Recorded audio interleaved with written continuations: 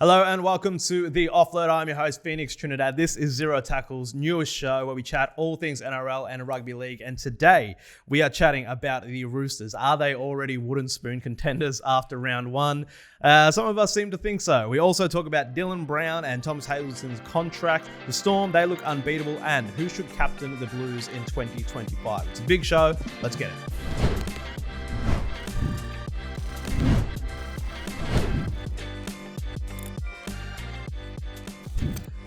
Okay, so returning for the third episode, I think, of the Offload podcast. Darren Parkin, as always, Zero Tackle analyst. How you going, mate?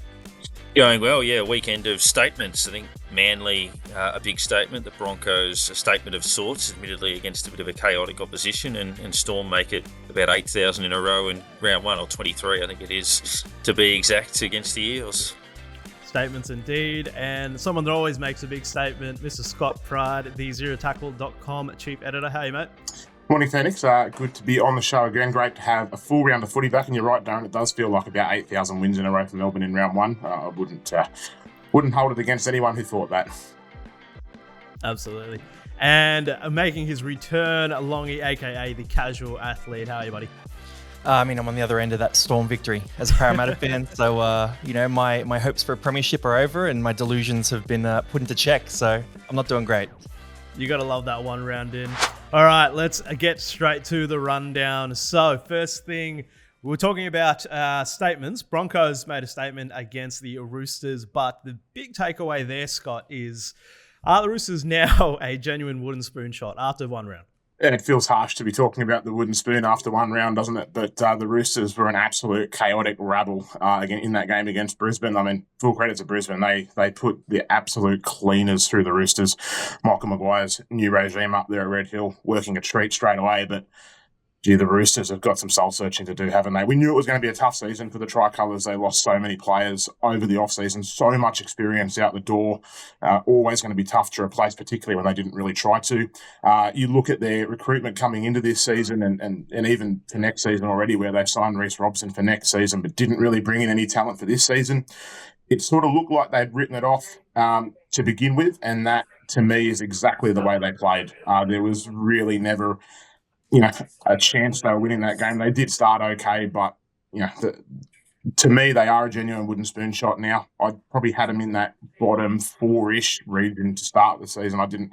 Before the season started, I didn't think they were going to take the spoon, but, they're certainly in that mix now. Longy, I know you were saying off there that you had even less hopes than me for the Roosters. Yeah, we did ladder predictions preseason and they were my take for the wooden spoon. So not on talent necessarily. It's a decent enough roster, but we've seen this Roosters side, and when they get behind and they get beaten in the forward pack, they tend to put their heads down. And I think there's a bit of trouble in paradise at the Roosters, and a couple of key injuries would really put them in trouble. So I wasn't surprised by this one. What I was surprised by was the role that Madge Maguire had Payne Haas playing in this game. So he came out for the first 30 or so minutes, pumped out absolutely everything, gassed himself, then came back on later for another 20 minutes. And I think that 50-minute Payne Haas is going to unlock a different level of him because he can play at an intensity that he couldn't play before at 60, 70 minutes. So I'm terrified of what Payne Haas is going to do every week. And he's got Canberra this week where Joey Tarpanay is not playing. So it could be another ugly performance for the team going up against Haas.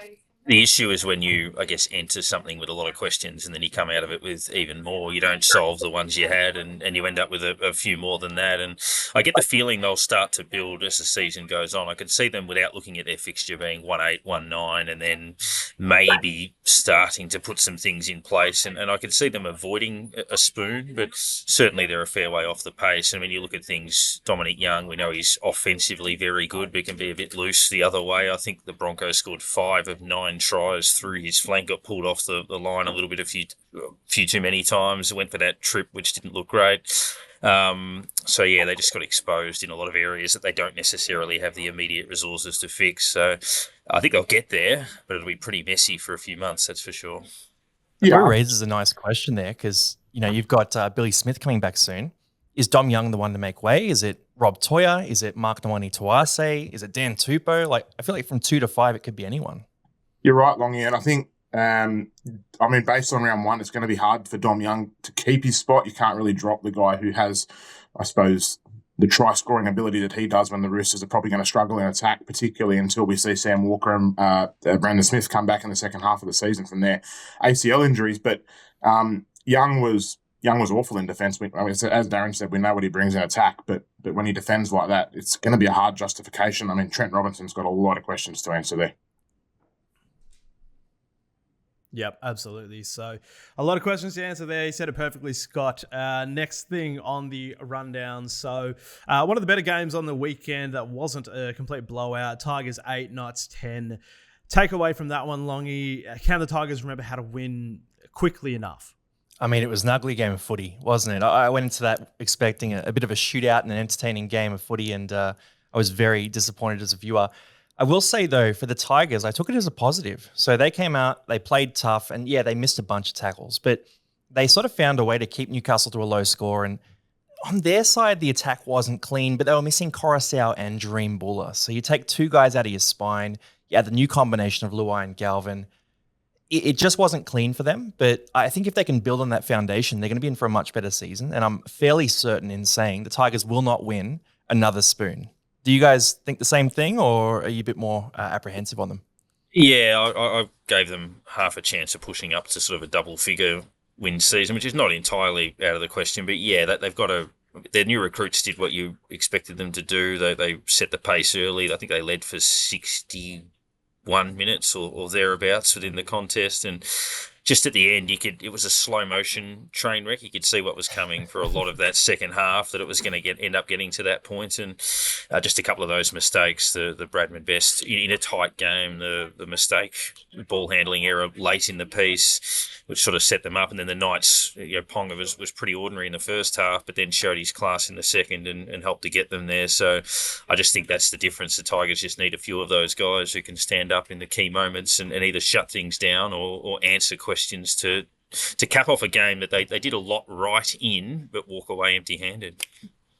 Yeah, I mean, I agree with the original point. There are definitely positives to take out of that game from the Tigers, and you're 100% right, Longy. Missing Coruscant and Dream Buller. A lot of teams are going to struggle if you take two of the four spine players out. Don't get me wrong, but to me, there was some sloppiness. There was some ball handling issues. As gritty as they might have been in keeping Newcastle to 10, I don't actually think that's that much of a win. The Knights attack, it has plenty of questions around it. They had a new halves combination as well with Fletcher Sharp going in there. So to me, the Tigers need to remember how to win, and it's something that any club who's struggled for a number of years goes through, that period of we're in games, we're gritty, we can hang in there, but can they actually get over the line when it counts? And if you're not going to beat Newcastle in round one, I just wonder how long that's going to take Benji Marshall to be able to get his side to go, right, we actually know how to win. We're going to go out there and play confident footy week on week. There's still questions about Jerome Luai, whether he can become a top-notch halfback in this game outside of that Penrith system. So to me, that question for the Tigers is really around, can they get to a confident footy side quickly enough to challenge for the top 8 this season? I think the top 8 would be, it's probably going to be a stretch too far for the Tigers this season in truth, but I do agree they're not going to be in the mix for that wooden spoon. They'll be sort of somewhere between that 10th and 14th spot, I think, at the end of the season, but that can go up or down just depending on how quickly they build some confidence and remember how to win games of footy. Full Bradman Best under the bus there, more capitalising on the error, and obviously Ponga with the role that he sort of played late in the piece too. And yeah, I think they sort of built into it. But yeah, I mean, if you look at Luai and Terrell May and those sorts of options for the Tigers, there's a little bit for them to work with. I will shout one thing out too, the middle forward rotation. So Terrell May, 65 minutes, pumped out 200 metres, mid-30s for tackles. I think 5 offloads in this game and looked absolutely damaging. Royce Hunt came on, played well as well. Jack Bird came off the bench, then played on the edge for a bit to cover for Seyfarth. So I kind of still want to see Coruscant added to that middle. I want to see Jack Bird play 50 to 60 minutes at lock, and I want to see what that looks like in attack, because I think that could clean up a bit of what we're talking about here. But yeah, look, big test against Parramatta this week. That's a massive game. That usually sells out. So we'll know who the Tigers are after Sunday's footy. Yeah, they're one of the more interesting teams to watch, especially this early part of the season. So one of the teams that probably isn't that interesting to watch, it was quite ominous on the weekend. Storm 56, Eels 18. You're going to want to look away for this one, Longy. But Darren, is anybody going to be able to stop a full-strength Storm outfit at this point? Well, yeah, I mean, obviously we saw them last year lead the race most of the season, beat Penrith twice in the home and away, and then come unstuck a little bit on grand final day. But second highest first half score ever. They led 46-6 at the break. I think the Knights 48 was the record, somewhere in the 90s there. But if you look at their last four against Parramatta, I think 46, 48, 32, and 56. They're averaging 45.5 points over that period. Their equal third highest score, I think they scored 64 twice against Parramatta, 2013 and 2019. So just so much to like about it. I mean, Eels second half, I think they outscored them 12-10. No Moses, which obviously hurt them quite a bit. So, I mean, they didn't turn their toes up when they could have got beaten by 70 at half time. But all the usual suspects, we saw Munster, Hughes, Pappenhausen with a couple of tries, Xavier Coates terrific on his wing, just a lot to like. Jack Howarth's touch was crucial at various stages, so probably everything you'd expect from them. I think 22 of the 23 round one wins have come under Craig Bellamy, but it's an extraordinary streak going back to 2003. You could just see Longy sort of cringing as you ran through those stats there, mate. I feel for you. I really do. But, on a more serious note, I think coming into this season, it looked like Melbourne and Penrith again, doesn't it, at the top of the tree, but I have them flipping over this year. I really can't see how Penrith challenge the Storm, with Penrith obviously losing James Fisher-Harris to the Warriors and Melbourne picking up Stefano Utoikamanu from the Tigers, who I think under Craig Bellamy could become the best prop in the game by the end of the season. I really do. I know it's a big call, but that's where I sit on his talent and Craig Bellamy's coaching ability. We've seen Bellamy turn a lot worse players than Utoi Kamanu into genuine stars in Melbourne. Melbourne were unreal on the weekend. 56 points in round one. What was the stat, Darren? I think it was the second highest first half score of all time you mentioned there. So 46, I think 48 is the record, so very close. It's only the second time they've scored 40 in the first half. The other, I think they scored 70 that day a few years back in the end. So, records tumbling. Yeah, they came out of the gates absolutely firing, and it's hard to see how that attack at full strength, any defensive outfit opposition can stop them. They'll come up against tougher teams than the Eels this year, so maybe reserve some judgment. But to me, they're the outright premiership favourites at the moment, and they're going to be impossible to stop. They're very, very good. I might jump over to Parramatta here, and I've gotten all my negatives about Parramatta out over the last few days, so I'm going to try and find a few positives. Riley Smith, I thought he came in. He looked good in a really bad Parramatta side. He created a few half chances, looked up. No one was running support. Very disappointing as a Para fan, but he was playing well. And Yongi as well. I thought he tried all game. He pumped out about 200 meters, looked dangerous with the ball in hand again in a beaten side. And the third thing is Jason Riles comes in as a new coach, and he doesn't have to be nice anymore. Like if someone doesn't want to play a certain position or someone wants to do things their way, too bad. You just lost by 56-18 and set a record nearly. Well, set a record post-2000 for worst first half performance ever. Jason Riles can tell you what you want, whatever he wants. And if you want to speak back, well, play some decent footy first, and then you can talk back about how you want to do things. So I think it could be a positive for Riles in that he can really just shake off any of that niceness that he has to go through now and just say, hey, guys, that was garbage. We're going to do it my way.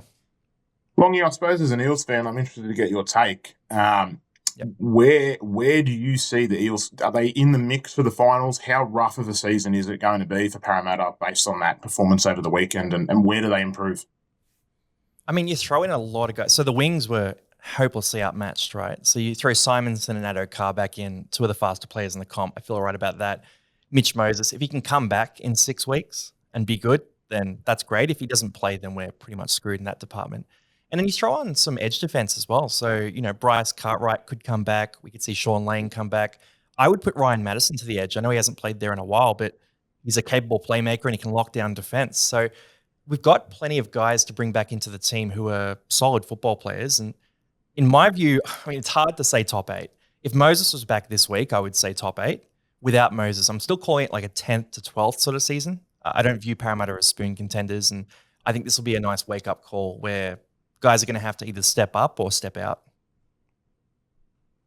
Yeah. Yep, absolutely. So we'll move on now from the weekend's action, heading over to some more contract talk. So Tom Hazelton re-signed Scott. So what does that mean for the Dragons? Where to next?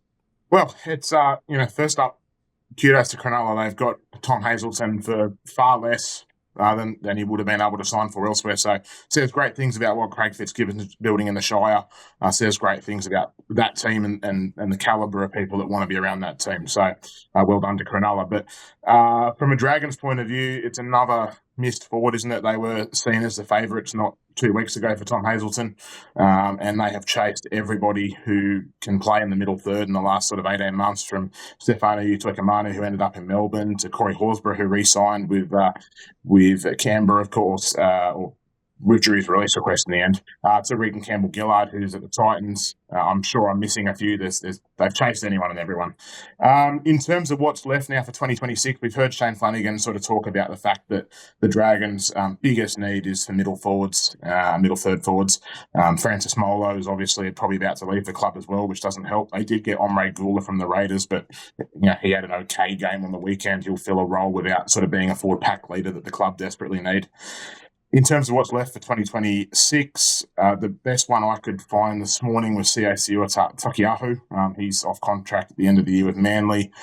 Could add a little bit through the middle, but again, he's probably at the end of his career now where he's not really going to pack the punch of a leader you need. There's been plenty of talk about the Dragons signing David Klemmer. As a fan, I actually don't hate it. I think he's a bit of the competitive edge that the club actually need.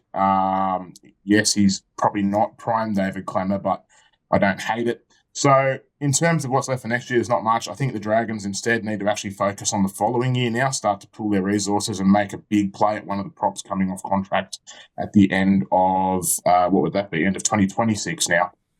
So you'd be looking at, Payne Haas would be the optimal goal. He's off contract, but chances of getting him for 27 probably pretty minute. I think him staying at Brisbane looks more of a lock. The other players that I sort of picked up this morning running through Zero Tackle's fantastic off-contract page, check it out, by the way. Liam Henry, Sam Hughes, Tui Kamikamika, Junior Paulo, Toby Rudolph and Lindsay Smith. Lindsay Smith's the one that I'd really like the Dragons to chase. I think he's excellent. Young Penrith forward there who's sort of stepping up into the vacated role of James Fisher-Harris this year. So there's options for 2027, but yeah, I think the Dragons could be in for another 18 months of pain before they can really start to turn a corner. That half answered the question. I was going to say, what did you take away from their contest? I mean, the Bulldogs look pretty sharp again and, potentially headed for another finals campaign after last year. You got some injuries, obviously, out of that game. You spoke about the desperate need of depth in that middle forward role. What do you take out of it? I mean, they weren't disgraced, but eventually outplayed. No, I think the Dragons will improve.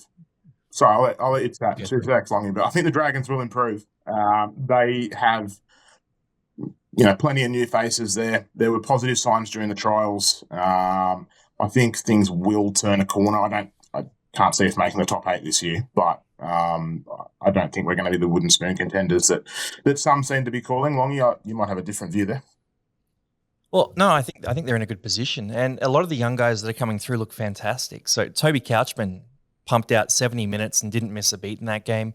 We saw Hamish Stewart pop in as well for his first game, and I thought he was really good too. So if I was St. George, I'd be looking at these guys and thinking, you know what, we can keep these juniors, keep these guys running through at a lower price. Let's not pay overs for someone who, Lindsay Collins, for example, you're paying the state of origin tax on him. I'd be focusing on keeping these guys in the team and then trying to fix the halves position because, look, St. George, everywhere other than maybe the halfback spot, it's a great roster, and you can see what Flanagan's building. He just needs to plug that position, and I reckon back the juniors.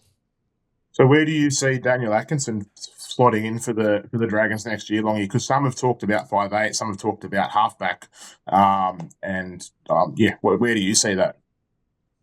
I mean, it probably would be in the halves, right? Because I'm guessing Tyrell Sloan is still the plan at fullback. What do you think? I would assume so / hope so.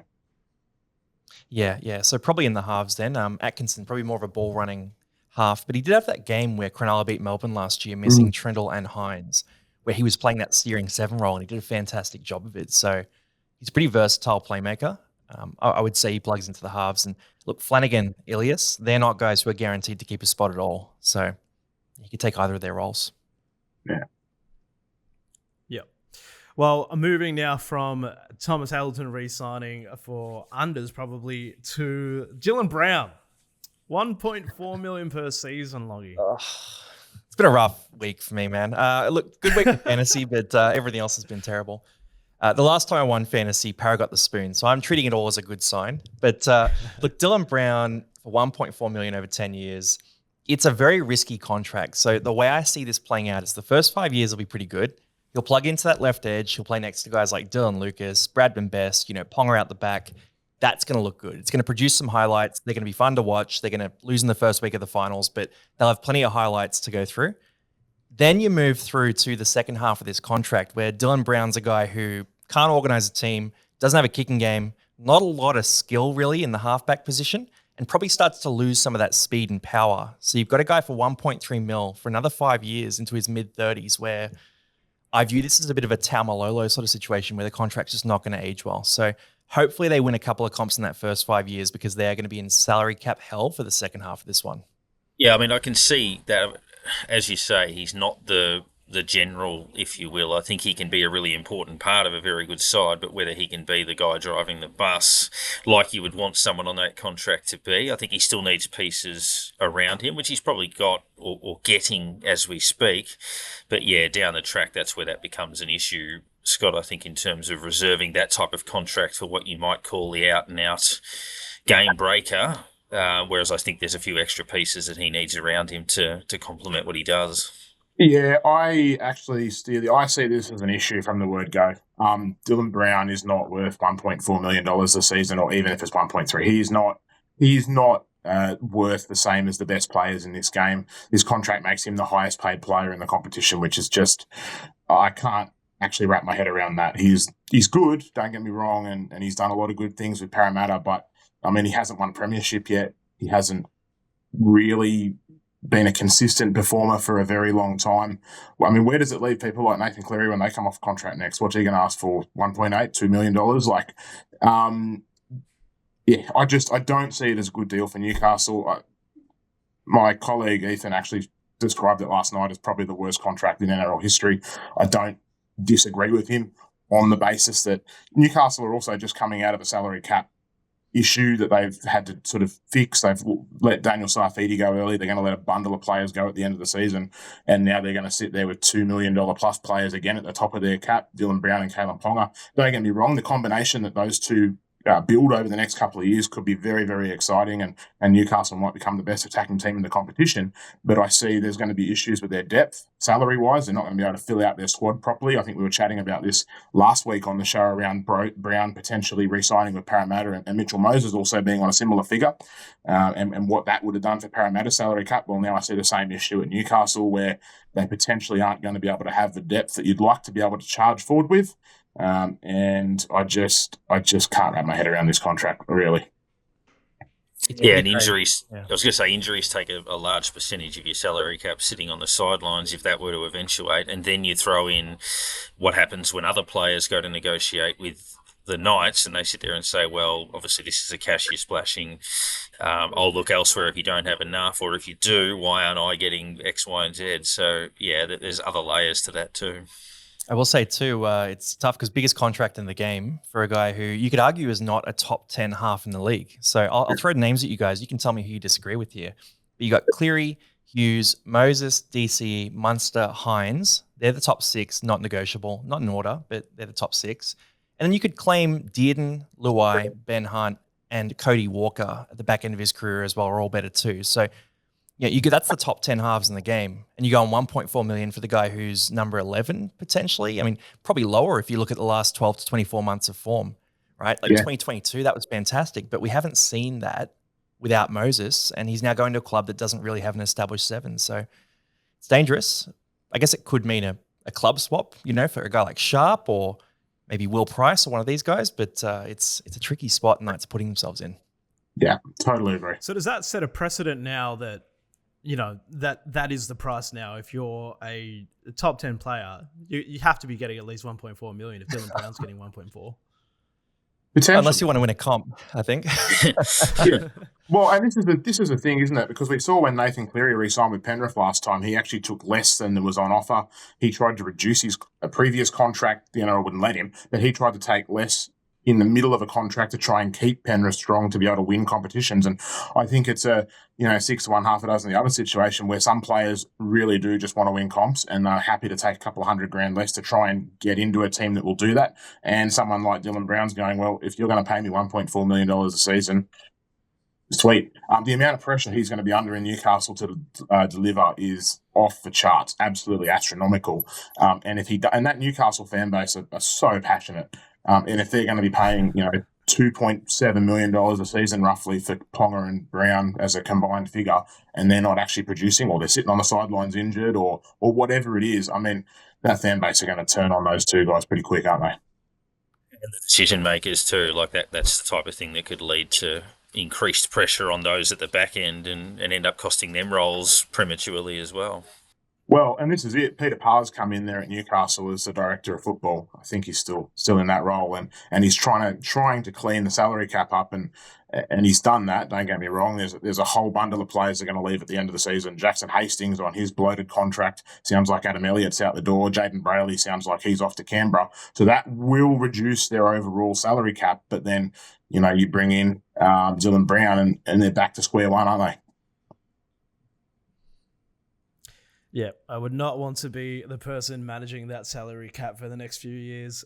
So let's put a pin in that one for now. Let's move on to the last thing on the rundown before we get into the tips. So first bit of origin talk for this year. Who should be captaining the New South Wales Blues in 2025, Darren? So Laurie Daly has admitted that Turbo might not be the captain in 2025. Yeah, Trbojevic, obviously, I think even he's admitted there are a lot of guys that have, coming back into the fold who missed last year with injury that are potential leadership options. Obviously, they've got to settle on their selection, which they've admitted is up in the air, and there's so many spots up for grabs. There's a lot of club captains running around in there. Stephen Crichton, Mitchell Moses, who's battling injury as we speak.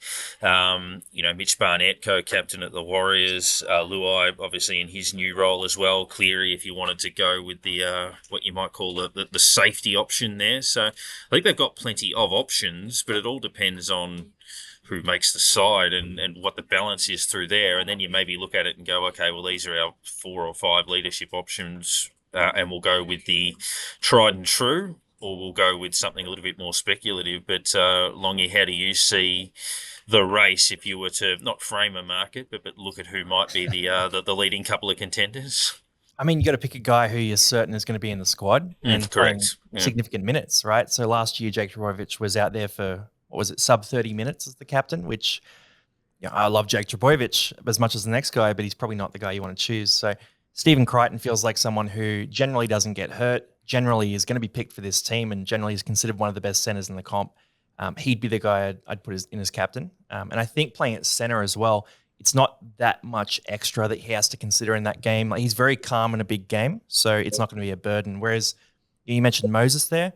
Moses is still kind of finding his feet in rep footy. Like, fantastic year last year, but adding that pressure might be a bit too much for him. Similar to Cleary, Cleary misses a few games here and there, still finding his feet in rep footy. So I think Stephen Crichton's the one who could take it on without missing a beat. What do you think, Scott? I like the Steve Crichton shout. I think on top of being one of the best centers in the game, he won Captain of the Year last year, and I think Captain of the Year is just a bit of it's a participation trophy for the captain who sort of finishes up the top. But last year, I thought Stephen Crichton really deserved that award. He was brilliant on field for Canterbury in that leadership capacity, dragged the team around him into a far better spot. So I think you're right. I think Stephen Crichton would actually be my pick. I hadn't thought about it until we chatted off air, but the more I've thought about it since, I think he's an excellent pick. I don't really want to see Mitchell Moses or Nathan Cleary take it over. I don't think they need that added pressure, particularly if they're going to be working on a new halves combination this year, which I think they might be. I think Moses might wind up playing 6 and Cleary at 7. Just depends how long Moses takes to come back from his injury and how he does come back once he's there. I don't think Jake Trbojevic can captain again, as much as the Blues won a series decider in Brisbane for the first time in 20 years last year. I don't think that much of that was down to Jake Trbojevic doing. There's probably other options floating around, but yeah, Steve Crichton to me seems like the best option. He's captaining well at club level. He's a guarantee to be selected, isn't he? He's going to be the first centre in the side. So, I totally agree, actually. Yep, absolutely. That's going to be an interesting one to watch. All right, we've reached the end of the show, so let's get our round 2 tips in. So we'll go Scott, Darren, Longy, Knights versus Dolphins. Give me the Dolphins. Darren? I'm going the Dolphins as well. Outsiders currently, but still think they did enough on the weekend. I'll take the Knights. I think they figure out their attacking issues and put on a big score here. Yep. Warriors and Sea Eagles. Oh, look, Manly were impressive last week, but first game in Auckland for the year, so give me the Warriors. Yeah, it's a banana peel for sure, but I do like Manly's push for top 4. I think they win. And I'll go Manly. I think they outclass them on the edges.